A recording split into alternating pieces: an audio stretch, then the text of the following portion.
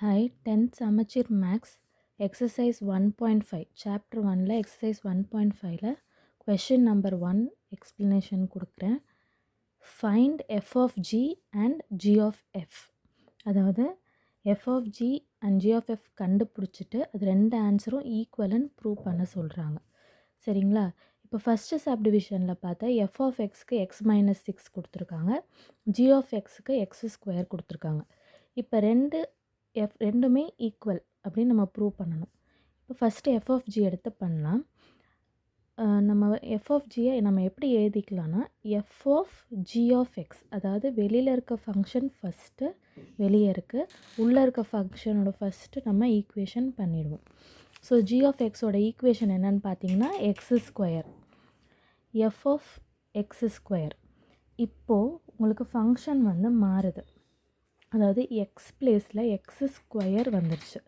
இந்த G of excess நார்மலாக substitute பண்ணிவிட்டு இப்போ எக்ஸுக்கு பதிலாக இங்கே உங்களுக்கு ஃபங்க்ஷன் வந்து எஃப் ஆஃப் எக்ஸ் ஸ்கொயர்னு ஆகிடுச்சு. அப்போ உங்களுக்கு இங்கே எஃப் ஆஃப் எக்ஸ் பிளேஸில் எக்ஸ் மைனஸ் 6 கொடுத்துருக்காங்க இல்லையா, அங்கே எக்ஸுக்கு பதிலாக இங்கே என்ன எக்ஸ் இருக்கோ அதை நம்ம சப்ஸ்டியூட் பண்ணணும். இப்போ இங்கே எக்ஸுக்கு பதிலாக எக்ஸ் ஸ்கொயர் இருக்கிறதுனால எக்ஸ் ஸ்கொயர் போட்டுட்டு ரிமைனிங் இருக்க -6 அதை அப்படியே போட்டுக்கிறோம்.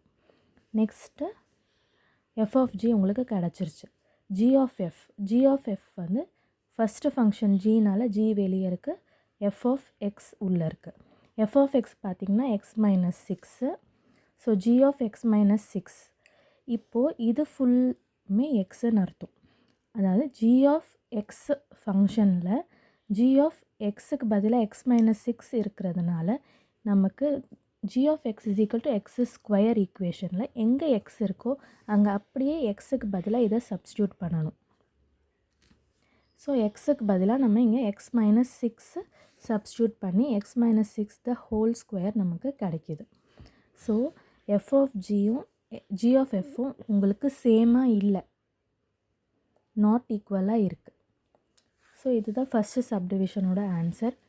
நெக்ஸ்ட்டு பார்த்திங்கன்னா ஃபோர்த்து சப்டிவிஷனில் F of X 3 + X function equation கொடுத்துருக்காங்க, ஜி ஆஃப் எக்ஸ் வந்து எக்ஸ் மைனஸ் 4ன்னு ஈக்குவேஷன் கொடுத்துருக்காங்க.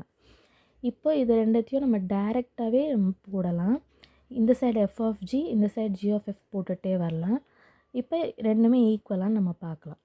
F of G same way F of G of எக்ஸ்ன்னு எழுதணும், ஜி ஆஃப் எஃப்பை ஜி ஆஃப் எஃப் ஆஃப் எக்ஸ்ன்னு எழுதணும். இப்போது ஜி ஆஃப் எக்ஸோட ஃபங்க்ஷன் என்ன பார்த்தீங்கன்னா X minus 4, so F of X minus 4.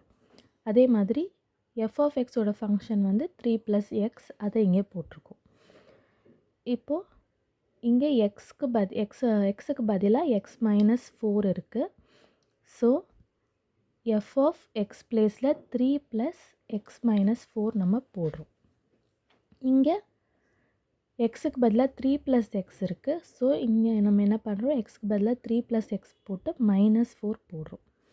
So X அப்படியே இருக்குது, -4 + 3 -1, -4 + 3 -1 ரெண்டுமே equal, hence proved. F of ஜியும் ஜி ஆஃப் எஃப்பும் இதில் ஈக்குவலாக இருக்குன்னு ப்ரூவ் பண்ணிட்டோம். இதே மாதிரி அடுத்த சப்டிவிஷன்ஸையும் நீங்கள் ப்ராக்டிஸ் பண்ணி பாருங்கள்.